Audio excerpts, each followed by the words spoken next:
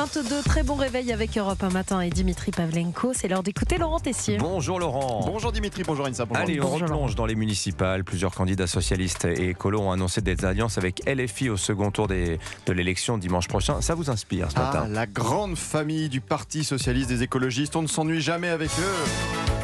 François Hollande, Olivier Faure, le patron du Parti socialiste, nous avait sorti les grands discours contre la France insoumise avant les municipales la semaine dernière, dimanche soir et hier matin. On ne fait pas d'alliance. Il n'y aura pas d'accord national entre le Parti socialiste et la France insoumise. Vous aurez noté que nous n'avons jamais été soumis aux insoumis et donc vous êtes parfaitement informés.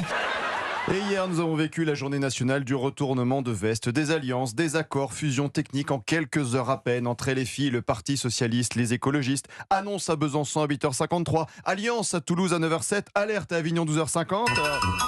Et ça a continué l'après-midi, alliance à Limoges, Lyon, accord à Brest, Clermont-Ferrand, Strasbourg. Des fusions, des accords techniques à Tours, Grenoble et Nantes. Ah tiens, la maire sortante de Nantes, la socialiste Johanna Roland, a décidé de s'allier à LFI. C'est bizarre, elle ne disait pas la même chose le 7 décembre dernier sur France Télévisions. Il n'y aura pas d'accord avec la France insoumise. Oui, mais dans l'entre-deux tours, Johanna Roland, c'est une question très précise. Je pense que c'est pas impossible d'avoir des élus insoumis à vos côtés qui font se détourner les habitantes et les habitants des urnes. Ah, que la soupe mélanchoniste est bonne. Olivier Faure, le patron du PS, a tenté de justifier ses accords techniques hier soir sur France 2. Pour ma part, je comprends parfaitement les choix qui sont faits. Pourtant, Olivier Faure n'avait pas le même discours sur la France insoumise ces dernières semaines. Le PS, c'est comme le Madison, n'est pas en avant, n'est pas en arrière.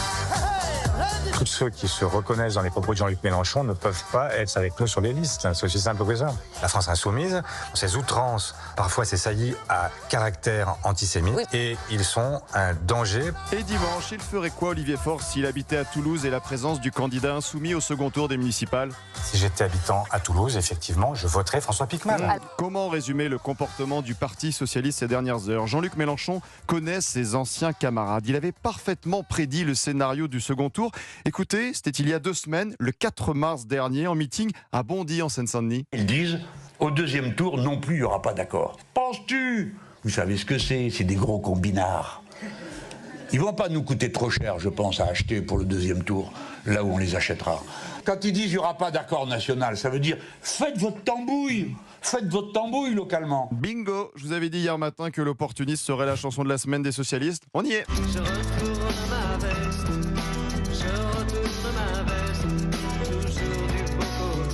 Merci Laurent Tessier, le rédacteur en chef de Pascal Pro et vous, tous les matins sur Europe 1, 7h20.